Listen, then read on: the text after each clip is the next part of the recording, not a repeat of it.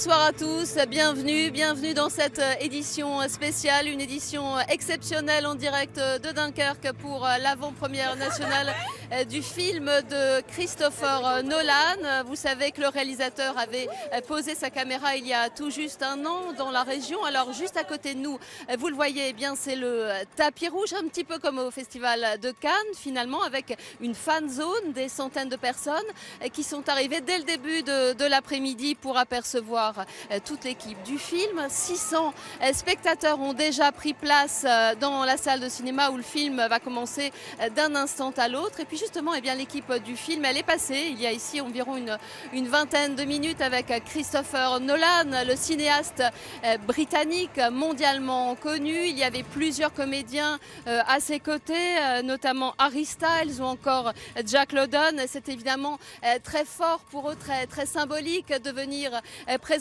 le film dans cette ville là où tout a commencé. Dunkerque, c'est l'histoire et le cinéma entremêlés. Dunkerque, un film hors norme. Yann Fossurier, Marie-Noël Grimaldi. Une immersion en plein chaos. Chaque heure qui passe, l'ennemi gagne du terrain. Fini Batman et la science-fiction, Christopher Nolan retourne au réel, filmé au plus près des soldats de la Seconde Guerre mondiale. Le navire va s'en aller! Dunkerque, mai 1940. Les troupes britanniques et françaises sont encerclées par les Allemands dans le nord de la France, sur quelques kilomètres de plage. L'opération Dynamo est déclenchée. Elle va permettre d'évacuer près de 340 000 hommes vers l'Angleterre en seulement 9 jours.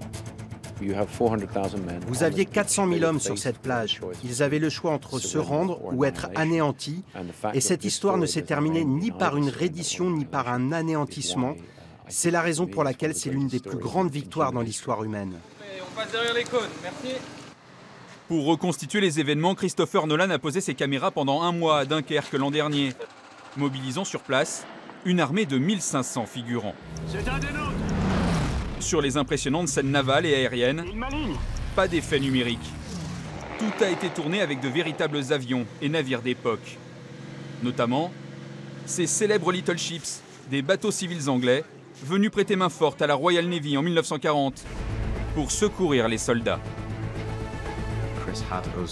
Chris voulait vraiment qu'on se sente impliqué, mais au départ, on n'avait aucune idée de l'ampleur et de la taille des décors. Se retrouver comme ça au milieu de ces immenses décors, voir véritablement ces énormes navires à bord de notre Little Ship, c'était épique.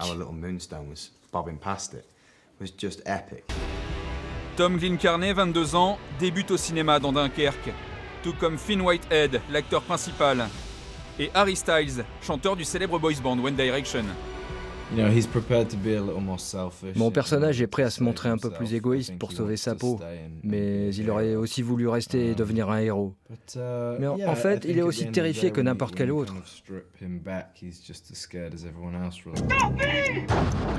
Intense et oppressant, Dunkerque est davantage un film sur la survie que sur la guerre. Une fresque hors norme, mais profondément humaine.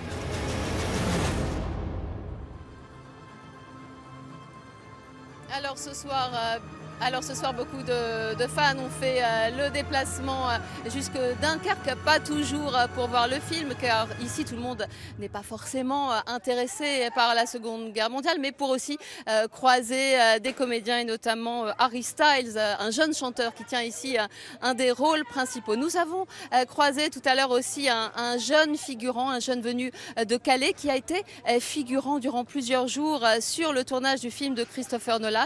Nous l'avons interrogé ainsi que d'autres fans. On les écoute.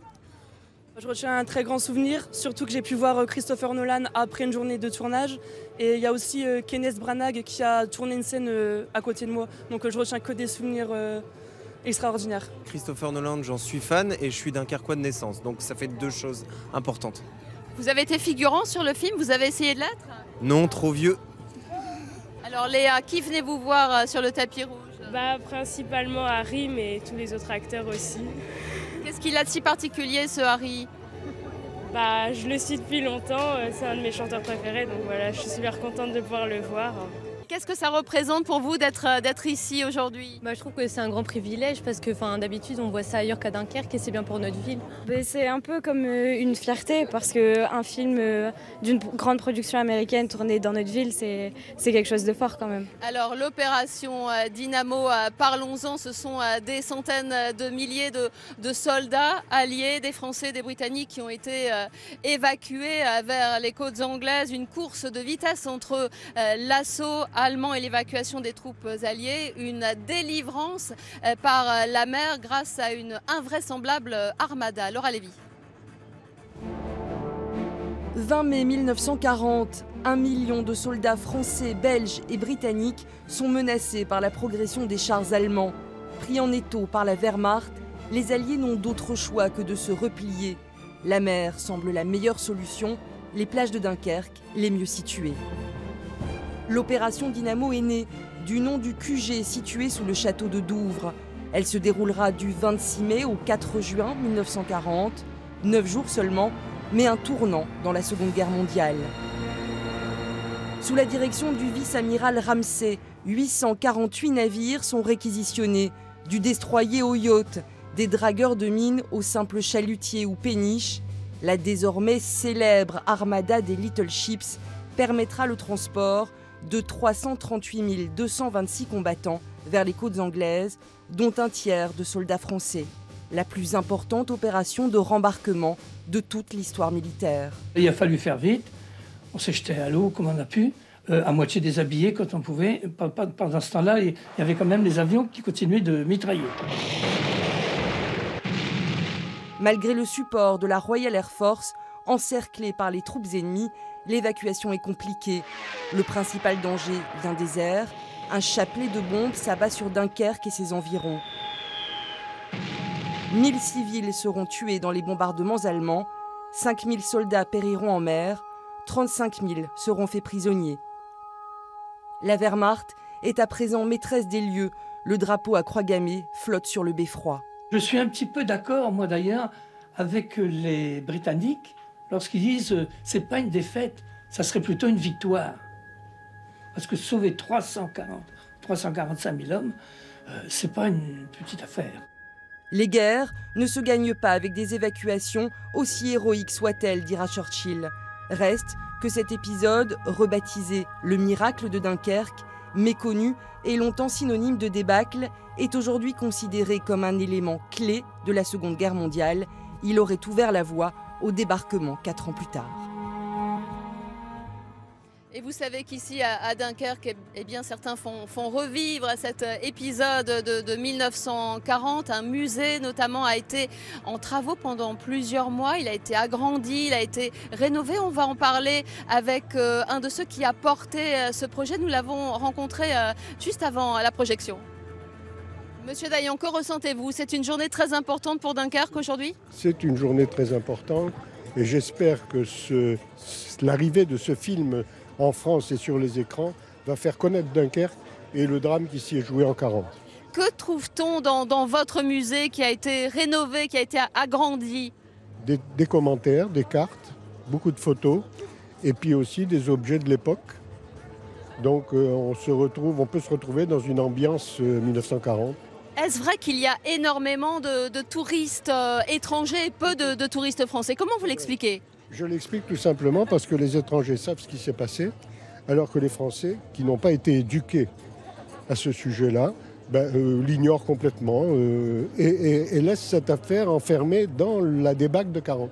Enfin, dans le mot débâcle, qui est un mot du reste qui a été inventé par la propagande, alors que les soldats de 40 se sont battus avec courage, là où ils ont pu le faire.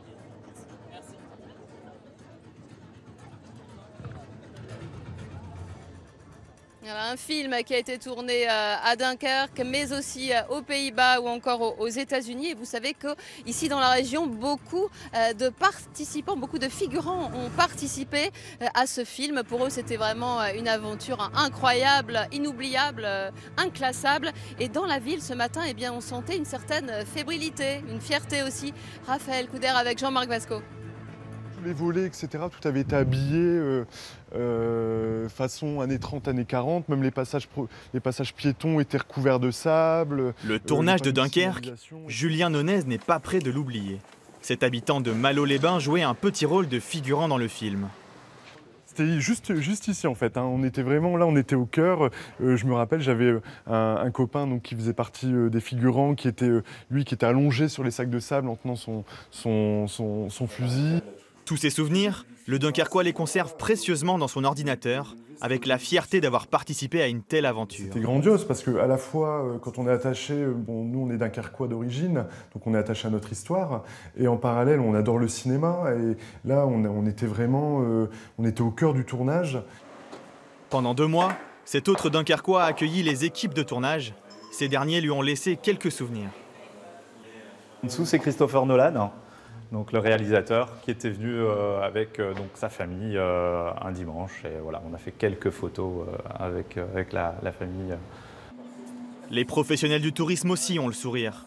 Ce coup de projecteur sur la ville de Dunkerque pourrait entraîner des retombées importantes. On commence à le sentir déjà un petit peu, il y a un frémissement. Il y a par exemple un public qu'on n'avait pas avant qui vient désormais à Dunkerque, les Américains, les Australiens, les Canadiens, qui ne connaissaient absolument pas l'histoire de Dunkerque, qui depuis le tournage du film ont entendu parler de cette histoire et qui maintenant incluent Dunkerque dans un circuit qui comprend également par exemple les plages de débarquement.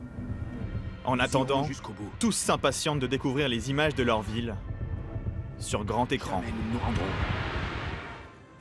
Alors on peut dire que la ville de Dunkerque va se faire un nom dans le monde grâce à ce film hollywoodien. Qu'attend la municipalité de cette sortie mondiale? Nous avons posé tout à l'heure la question à Patrice Vergrit, le maire de Dunkerque, que nous avons rencontré cet après-midi sur le tapis rouge.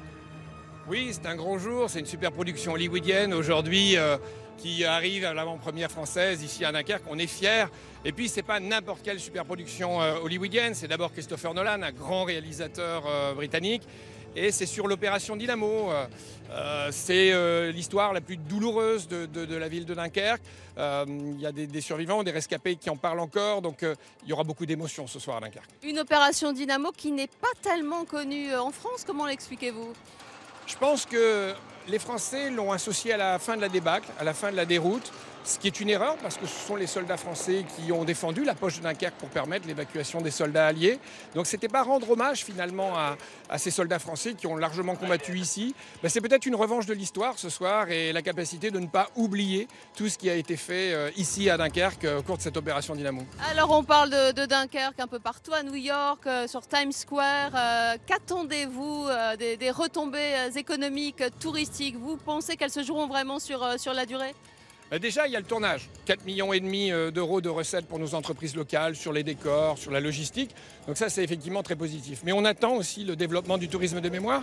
Je dis aux Français, venez redécouvrir cette histoire de l'opération Dynamo. Et puis l'image de Dunkerque aussi. Parce que si Christopher Nolan est venu ici à Dunkerque, si Aristage et bien d'autres sont venus, si Dunkerque commence à être connu fortement à l'échelle mondiale, peut-être que ça va changer les préjugés et l'image sur une belle ville du Nord quand même. Alors pour terminer, on a vraiment joué le jeu aujourd'hui dans Dunkerque avec des voitures anciennes, des reconstitutions. Racontez-nous. Oui, il y a 2 dimensions. D'abord, on veut que ce soit la fête du cinéma, parce que c'est un grand moment et c'est un spectacle, ne l'oublions pas. Et il y a aussi des allusions à ce qu'était l'opération Dynamo, une dimension aussi militaire et émouvante qu'on a voulu garder dans ces commémorations. Donc à la fois la commémoration historique et à la fois la fête du cinéma.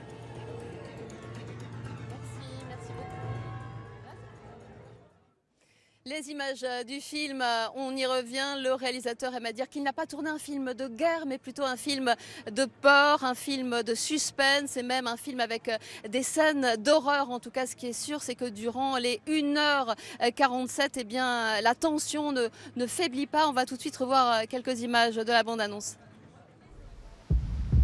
Où est-ce qu'on va? Dunkerque. Non, j'y retourne pas. On n'a pas le droit de se défiler, fiston. On a un boulot à faire. C'est la mort assurée.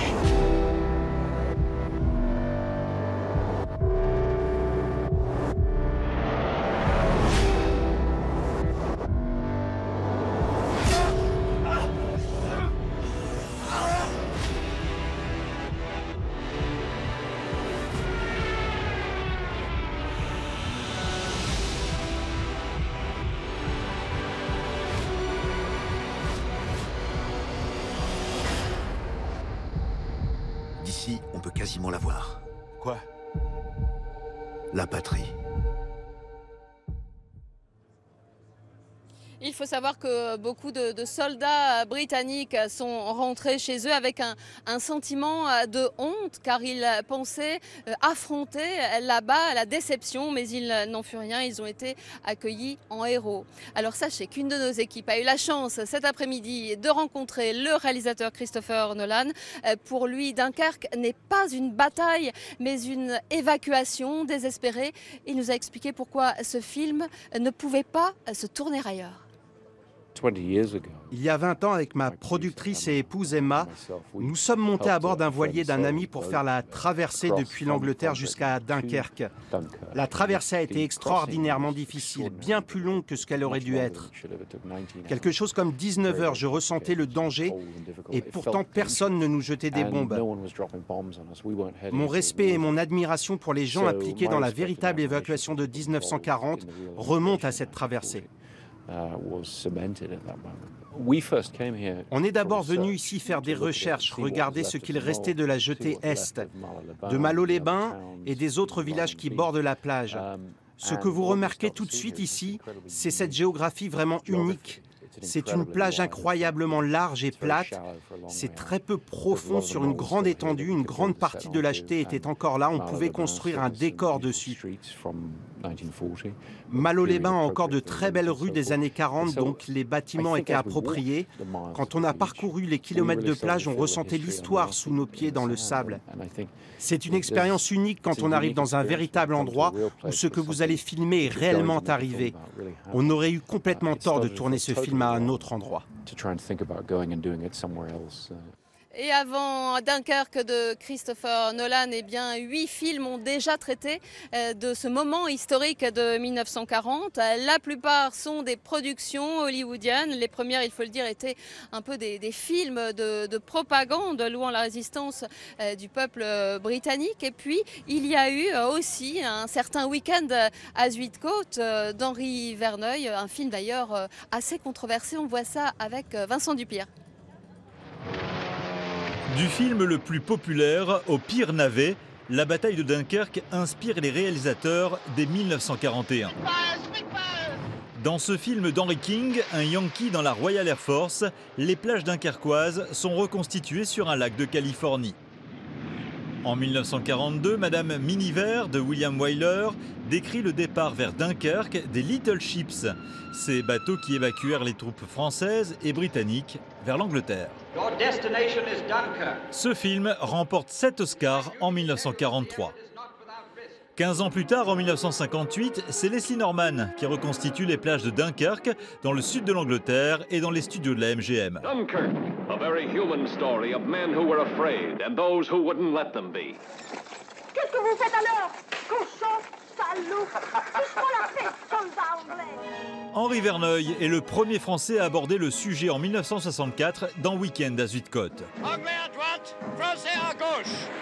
Jean-Paul Belmondo est à l'affiche de ce film controversé pour son approche désabusée, voire antimilitariste. Mais vous savez, ce débarquement pour nous, c'est une grande victoire stratégique. Encore une ou deux victoires stratégiques de ce genre-là, et vous allez vous retrouver en Norvège.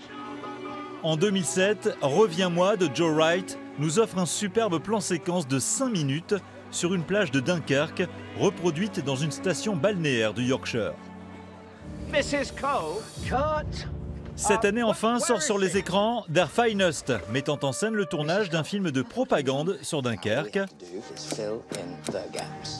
En attendant, Opération Dunkirk, une vidéo à très petit budget, un film de série Z qui entend profiter de la campagne marketing orchestrée autour du succès annoncé de Christopher Nolan.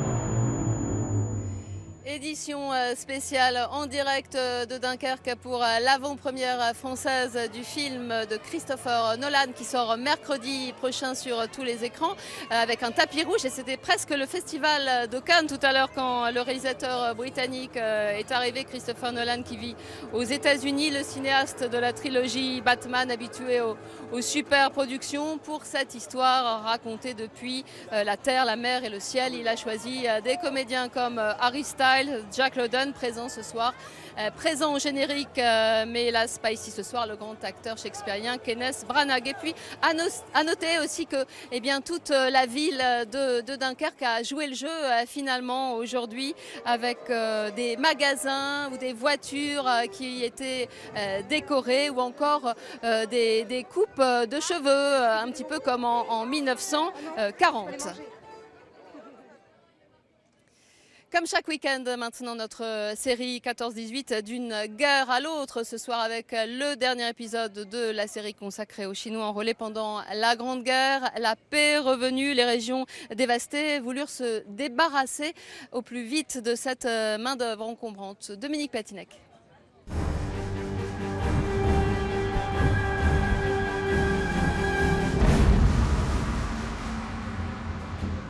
1920, la caméra de Gaumont Actualité immortalise le départ des ouvriers indo-chinois.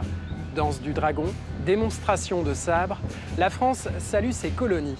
Des travailleurs chinois, en revanche, nulle trace. Et pour cause, les régions libérées ne veulent plus de cette main-d'œuvre accusée de tous les maux.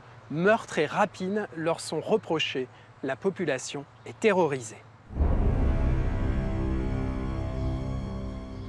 Quand les combats s'achèvent, les réfugiés du Nord et de l'Est sont pressés de rentrer. Une terre dévastée les attend, il faut rebâtir. Les Chinois ont signé des contrats de 5 ans. Français et Britanniques les mettent à l'ouvrage.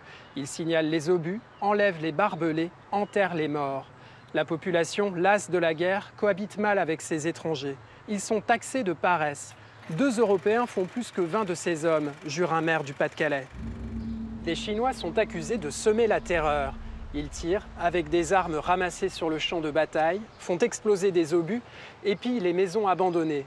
Mal logés, mal nourris, mal payés, ces travailleurs se débrouillent comme ils peuvent, volant bois et charbon. La discipline se relâche avec la fin du conflit. Français et Anglais se reprochent de ne pas contrôler leurs recrues. Et puis il y a les meurtres. Les fils du ciel commettent des assassinats en série, racontent le progrès de la Somme. Des travailleurs enfuis de leur camp et devenus brigands sont arrêtés, jugés et fusillés. Élus et préfets dénoncent la main-d'œuvre cosmopolite. Son départ est réclamé. Les Chinois sont renvoyés vers leur pays. Quelques milliers resteront en France.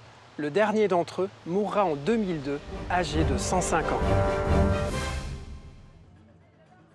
Voilà, merci d'avoir suivi cette édition spéciale, très spéciale en direct de Dunkerque. On pense vraiment que ce film fera date. Allez au cinéma mercredi, faites-vous votre avis et venez marcher sur la plage de Dunkerque, une ville chargée d'histoire. Très bonne soirée à tous. Merci, à bientôt.